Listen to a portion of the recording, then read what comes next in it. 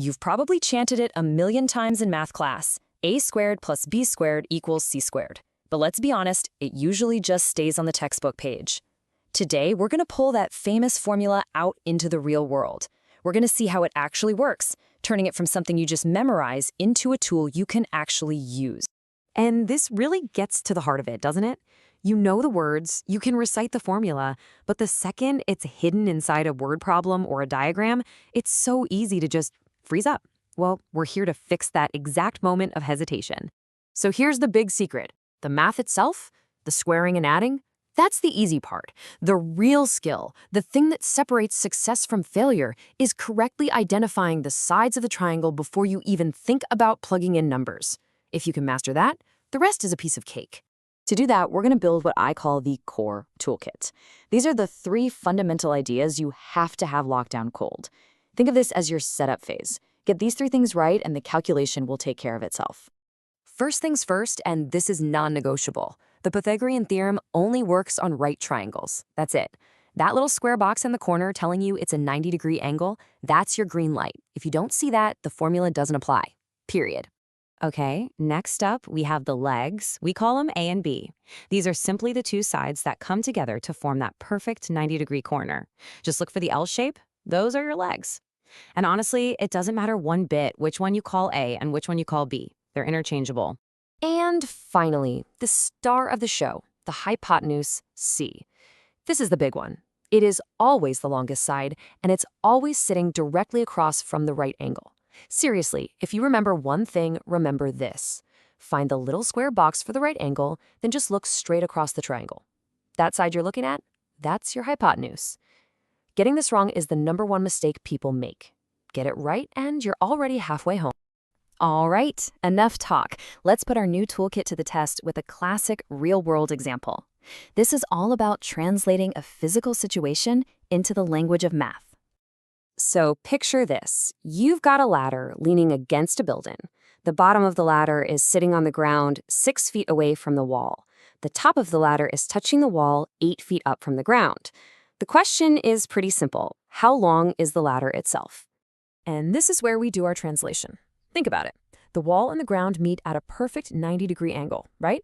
So they form that L shape. That means the wall and the ground are our legs, A and B, and the ladder, it's the slanted part, sitting opposite that right angle.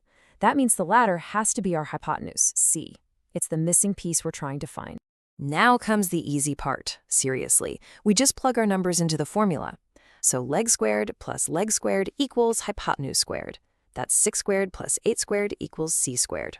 Okay, 6 squared is 36, 8 squared is 64. Add those together, and you get 100. So 100 equals c squared. To get c all by itself, we just do the opposite of squaring. We take the square root. And there it is. The square root of 100 is 10. The ladder is 10 feet long. See? Once we identified the parts correctly, the theorem wasn't some confusing formula. It was just a tool, a way to measure a straight line distance. Now, before we move on, let's talk about the common traps. A big one is adding 6 and 8 before squaring. Don't do that. Another is mistakenly calling the wall or the ground the hypotenuse. But you know better now. The hypotenuse is always opposite the right angle, and it's always the longest side. Our answer was 10, which is longer than 6 and 8, so it passes a quick common sense check. Okay, so we've handled a physical object. Now let's level up and transition to something a little more abstract, a coordinate grid. This is where you'll see just how incredibly versatile this theorem really is. Here's our new puzzle. We need to find the direct, straight line distance between 2 points on a graph. The first point is at 1, 2, and the second is at 5, 6. Now this might look completely different from the ladder problem, but trust me, it's the exact same idea. Here's the beautiful part. You don't need some fancy new formula for this. The distance between those 2 dots is just the hypotenuse of an invisible right triangle, a secret triangle that's been hiding in plain sight, using the grid lines as its legs. So how do we find the legs? It's easy. For the first leg, let's find the horizontal distance. We just look at the x values, 1 and 5. What's the distance between 1 and 5? Well, 5 minus 1 is 4. That's it. That's the length of our first leg. Now we do the exact same thing for the vertical distance. We look at the y values, 2 and 6. The distance between them, 6 minus 2, is also 4. And just like that, we've found our second leg. We've built our triangle. And now we're back on familiar ground. We just run the same playbook. Leg squared plus leg squared equals hypotenuse squared. So 4 squared plus 4 squared equals c squared. That gives us 16 plus 16, which is 32. So c squared equals 32. And to find c, we take the square root of 32. Now this brings up a really important point. The square root of 32 simplifies to 4 times the square root of 2. The real world and the world of math isn't always made of neat, tidy whole numbers, and that is perfectly okay. The process is what matters. So, we've solved a ladder problem and a grid problem. But why does any of this actually matter? Why spend all of this time on one little formula?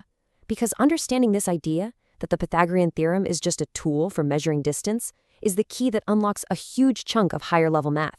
That distance formula you have to memorize in algebra, it's literally just the Pythagorean theorem written in a different way.